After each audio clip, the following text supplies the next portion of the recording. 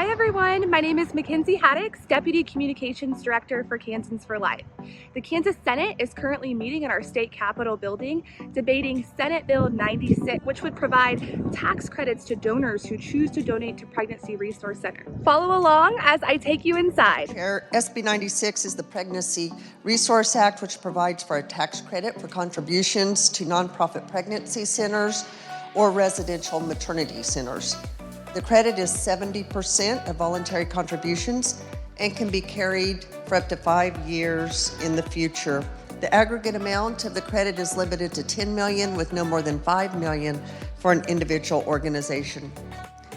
These centers currently are funded and exist thanks to the generosity of donors. They provide pregnancy testing, education and employment counseling, adoption referrals, housing assistance, education and employment training, sonograms, parenting classes, maternity and infant clothing and supplies, financial assistance, housing and utilities, medical care referrals, child care assistance, post-abortion counseling, and many, many other services to help these young women carry their pregnancy to term, and after the birth, they wrap their arms around these ladies and their children, sometimes for many years thereafter. During the committee hearings, we heard from conferees and individuals about how much this helps people in need, people that are vulnerable. And after those committee hearings, one of the committee members, the ranking, stated that he had no idea how helpful these facilities were and appreciated.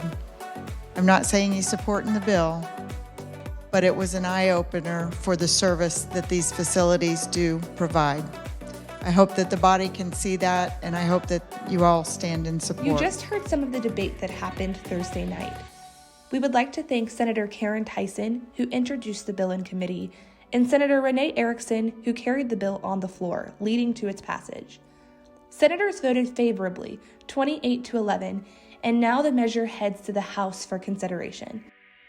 We also want to thank all of you who used our KFL Action Alert to send an email to your senator encouraging them to support this legislation.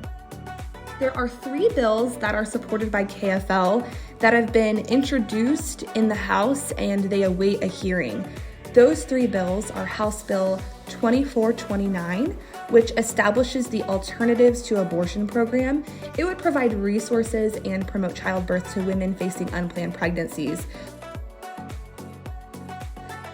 House Bill 2313 is the Born Alive Infant Protection Act. This bill has also been introduced in the House and it heads to committee for a hearing. We will keep you updated on when we know more about when that hearing will take place. And the same thing applies for House Bill 2439, which is the Abortion Pill Reversal Act. And it requires notifications to patients of the effects of a medication abortion and that it may be reversible. So this bill has also been introduced in the House and it heads to committee for a hearing, and we will keep you updated on when that hearing will be. Stay tuned next week for another weekly legislative video update where we will continue to provide you with updates from Topeka. Thank you all for your support this far and for everything you've done to advance the pro-life movement in Kansas.